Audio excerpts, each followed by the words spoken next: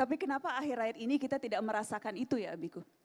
Kenapa akhir-akhir ini yang tampak persepsinya ini bukan agama yang penuh rahmat? Apa kita yang tidak bisa merasakan rahmatnya atau? Iya, iya. Saya kira begini, banyak faktor. Belasan tahun yang lalu, atau mungkin lebih dari 20 tahun yang lalu, ini pernah dipertanyakan. Dulu jawabannya masih tetap jawaban itu, tapi sekarang ada tambahannya. Dulu jawabannya apa? Umat Islam terlalu memperhatikan ajaran yang bersifat ritual. Sholat, tahajud, naik haji, ya kan? Tidak memperhatikan ajaran yang bersifat sosial. Padahal ajaran-ajaran yang merupakan anjuran itu bisa jadi lebih penting daripada ajaran-ajaran yang merupakan anjuran yang bersifat ritual. Apa contohnya, Abiku?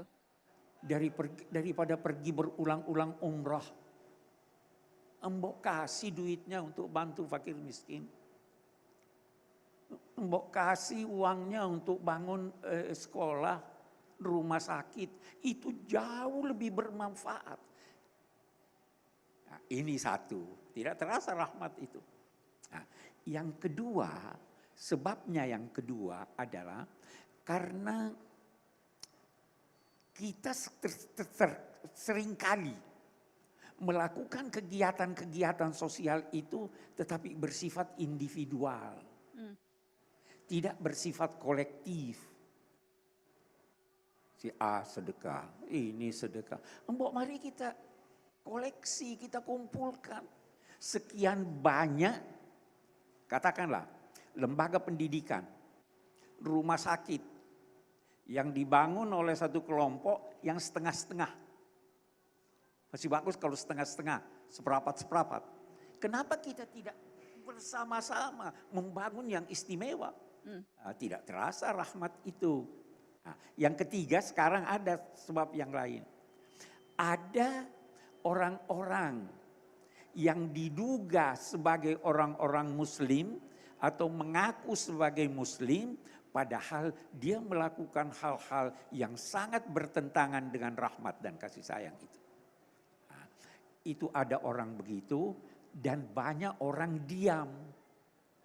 Sehingga tidak mengecam itu atau diam aja. Nah, ini tidak boleh dibiarkan. Kita harus menentang itu. Jangan menjadi setan yang bisu. Jangan menjadi setan yang bisu. Jadi yang diam saja ketika melihat ada kemungkaran. Ya, kita hanya ingat, ketika ingin memberantas kemungkaran, jangan lepas dari rahmat. Karena Islam ini ajarannya membawa rahmat. Iya kan?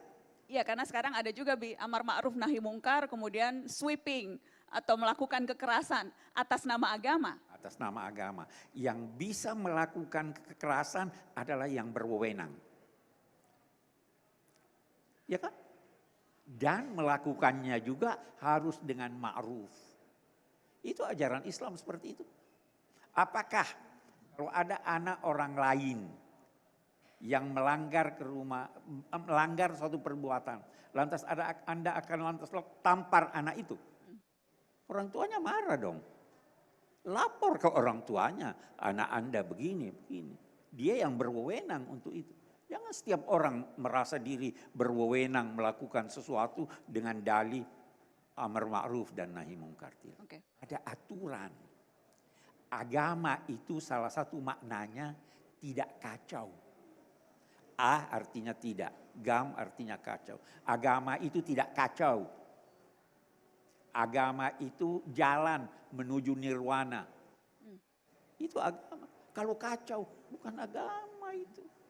Apalagi melakukan kekacauan. Apalagi yang melakukan kekacauan. Saya kira itu.